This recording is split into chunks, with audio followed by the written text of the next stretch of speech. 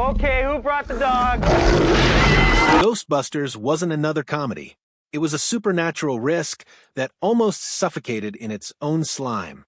What began as a speculative notion on the page became one of the most memorable cultural touchstones of the 1980s, but getting there was madness baked into every shot.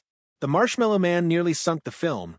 The Ectomobile came close to imploding before it even moved, and Huey Lewis pulled the theme song into court. Behind the proton packs, behind the one-liners, was a tale of invention, ad-libbing heartache, and sheer lunacy. This isn't a story about ghosts. It's about how one crazy idea became a blockbuster exorcism in New York and took over the world with a trail of destruction. To get a sense of Ghostbusters, you need to get down in the slime and the scramble that spawned it. And it all started with Dan Aykroyd's craziest idea. If this kind of story touches your heart, if you're someone who cares about truth, responsibility, and speaking up for the voiceless, please like this video, subscribe to our channel Star Vault TV, and share it with someone who should hear it. Let's get started. When Aykroyd originally sat down to write, Ghostbusters wasn't even on Earth. His first draft didn't start in New York. It started in the universe. Aykroyd's script envisioned ghost hunters as interdimensional warriors, buckling on helmets, firing proton packs through wormholes, and pursuing spirits through space and time. Whole planets were haunted. Whole universes required rescue. It wasn't merely a comedy, it was a space epic that dwarfed Star Wars. But Hollywood in 1982 wasn't prepared for that. There wasn't the technology, and the budget would have exploded into hundreds of millions of dollars. The studios hesitated, the project was impossible, and Ghostbusters was dead before it could be born. Then Harold Ramis and director Ivan Reitman arrived, and they assisted Aykroyd to rein in the insanity into something realistic. Rather than galaxies, there was one unit. Rather than infinite worlds, there was one city. Outer space was exchanged for New York, skyscrapers took over as the fortresses, and the Stay Puft Marshmallow Man, once one of numerous cosmic horrors, got reduced to one monstrous figure smashing through Manhattan. By reducing it, they didn't dilute the story, they honed it. Ghostbusters became gritty, snappy, and brimming with comedic bite. From discarded galaxies arose a New York comedy that would dominate the world. But for Aykroyd, the film was never simply about ghosts. It was about loss, friendship, and family. From the outset, he could not envision Ghostbusters without John Belushi. He envisioned his Blues Brothers collaborator as the sheer wild ghost hunter. Messy, unstable, funny, and brimming with manic energy. Belushi was meant to be at the center of the mayhem. But tragedy intervened before the fantasy could materialize. In March 1982, Belushi died of a drug overdose at just 33. Aykroyd was shattered. That grief never left the movie, and it seeped into the character of Slimer. When the effects team began designing the Green Ghoul, Aykroyd told them to channel Belushi's spirit. Slimer's sloppy grin, endless appetite, and chaotic energy were all built as a tribute to Belushi. On location, Aykroyd even called him the Belushi Ghost. Belushi passed away before he could buckle into a proton pack, but in a sense, he lived on in one of film's most bizarre memorials, a ghost who would never leave the party. Casting didn't become any simpler from there. Winston Zeddemore was one of Aykroyd's most audacious concepts.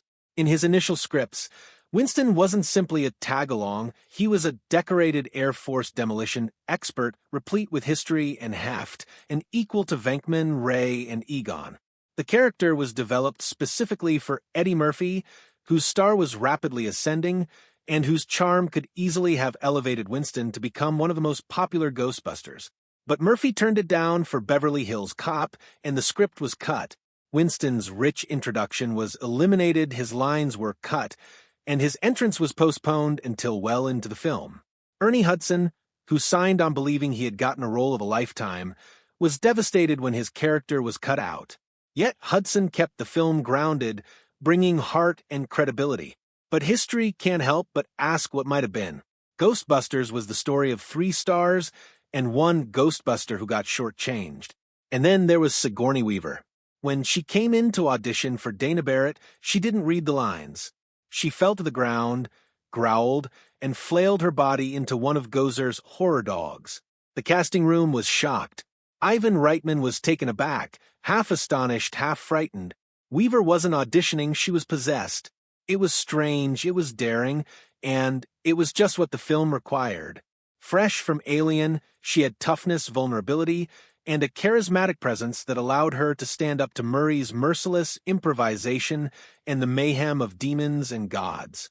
That single scaring audition transformed her from contender to perfect fit, the human heart within a world infested with ghosts. If Weaver was dependable, Bill Murray was his antithesis. Contracts were what the studio desired, but Murray dismissed them with a shoulder. Instead, he made a verbal commitment. He'd work Ghostbusters if Columbia Pictures would finance his love project, The Razor's Edge. And then he disappeared to France, making Reitman sweat weeks in advance of shooting. Would Murray report for work at all? The studio prepared for its eventual downfall. And then, on day one, Murray ambled onto set as if he'd been along for the ride all along. No contract, no promises, just a smile and a never-ending flow of improvisation. Columbia had wagered millions on a handshake, and miraculously, it paid off. Murray gave one of the greatest comedic performances of all time without ever putting pen to paper. And if Murray was mercurial, the studio was antagonistic. In 1983, Columbia committed to financing Ghostbusters for $30 million. But as production was about to start, Columbia was taken over by Coca-Cola. The soda bosses couldn't believe they had just inherited a speculative $30 million ghost hunting comedy about New York. Some wanted to cancel it straight away. Ghostbusters teetered for weeks on the brink. Reitman and Aykroyd fought tooth and nail, determined not to let the movie be killed. Had Coke prevailed, Ghostbusters would never have gotten beyond development. Coke almost killed what turned out to be one of the most lucrative franchises of the decade in a twist of irony.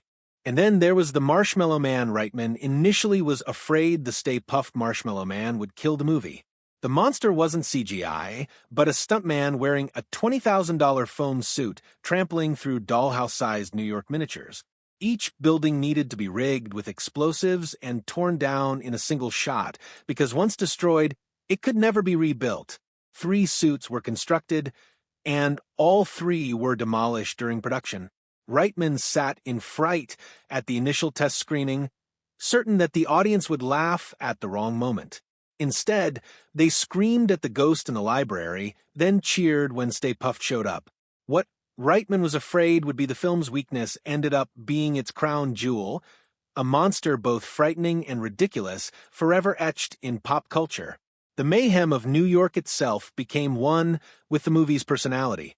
Shooting at 55 Central Park West, the building where Dana Barrett lived, closed-off streets caused traffic jams and made locals mad.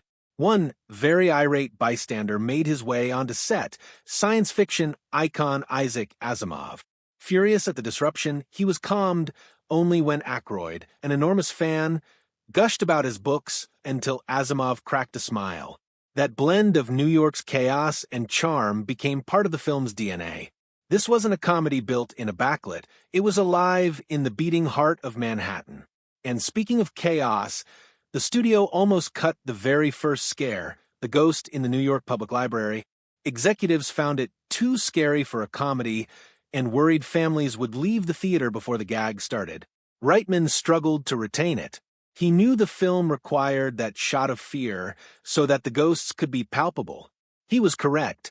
That initial fright provided the tone, demonstrating that Ghostbusters was something more than a silly comedy. It was terror and humor intersecting in the same moment. Even the title was a fight.